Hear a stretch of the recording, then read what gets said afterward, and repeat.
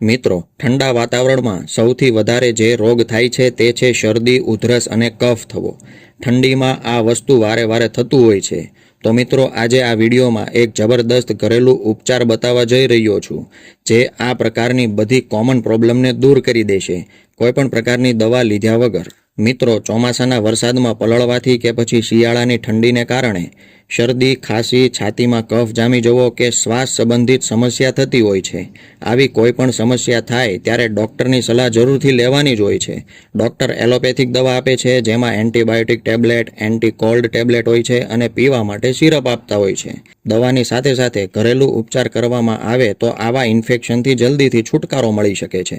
અને જો તમારે એલોપેથિક દવા પીવી નથી તો માત્ર આ ઉપચાર કરવાથી પણ 100% ફાયદો થાય છે. મિત્રો, આજે જે ઉપચાર બતાવી રહ્યો છું તે જમરૂખના પાન સાથે સંબંધિત છે. આ નુસ્ખો ખૂબ જ અસરકારક છે.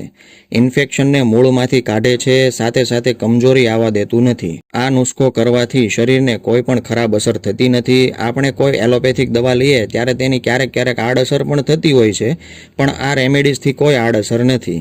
આ નુસ્ખામાં જે વસ્તુ ઉપયોગમાં લેવાની છે તે છે જમરૂખના પાન, આદુ, તજ, મરી અને મધ.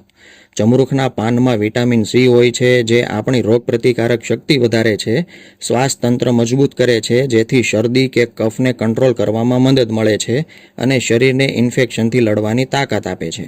આદુના ઉપયોગથી ગળામાં પડેલી ખરેડી અને ગળાના સોજામાં રાહત મળે છે. શ્વાસ નળીને સાફ કરે છે, એટલે જ વડીલો શરદીમાં ભરપૂર આદુવાળી ચા પીતા હતા. મરી આપણા ફેફસામાં ફસાયેલા કફને બહાર કાઢવાનું કામ કરે છે. તજ આપણા શરીરની ગરમી વધારે છે અને ઇન્ફેક્શન ઘટાડવામાં મદદ કરે છે. મધ એ ગળાને આરામ આપે છે અને ખાંસીને ઓછી કરવામાં મદદ કરે છે. આ નુસ્ખો બનાવવા માટે સૌથી પહેલાં 7 થી 8 જમરૂખના કૂણા પાન લેવાના છે. જો કૂણા પાન ન હોય તો પાનની વચ્ચેની કડક દાંડી કાઢી લેવાની છે અને તેનો ઉપયોગ કરવાનો છે. હવે આ નુસ્ખો બનાવવાની રીત વિશે જાણી લઈએ તો એક વાસણ લેવાનું છે, તેમાં 2 ગ્લાસ પાણી નાખીને તેને ઉકાળવાનું છે. સરખું ઉકળી જાય પછી તેમાં જમરૂખના પાનના ટુકડા કરીને નાખી દેવાના છે. તેમાં નાનો 1 ઇંચ જેવડો આદુનો ટુકડો ખમણીને નાખી દેવાનો છે. સાથે સાથે 7 થી 8 મરીના દાણાને ભૂકો કરીને નાખી દેવાનો છે અને છેલ્લે એક નાનો તજનો ટુકડો નાખી દેવાનો છે. આ મિશ્રણ અડધું ન થાય ત્યાં સુધી ધીમે ધીમે ઉકળવા દેવાનું છે. થોડી વાર પછી પાણીનો કલર ફરી જશે. જ્યારે આ મિશ્રણ અડધું થઈ જાય છે એટલે તેને ગાળી લેવાનું છે અને 1 થી 1.5 ચમચી મધ નાખી દેવાનું છે. આ બનેલા અસરદાર પાણીને ચા પીતા હોય તેવી જ રીતે ગરમ હોય ત્યારે ઘૂંટડે ઘૂંટડે પીવાનું છે. આ નુસ્ખો દિવસમાં 2 વખત કરી શકો છો. 2 જ દિવસમાં આરામ મળવાનું શરૂ થઈ જશે, તેની 100% ગેરંટી છે.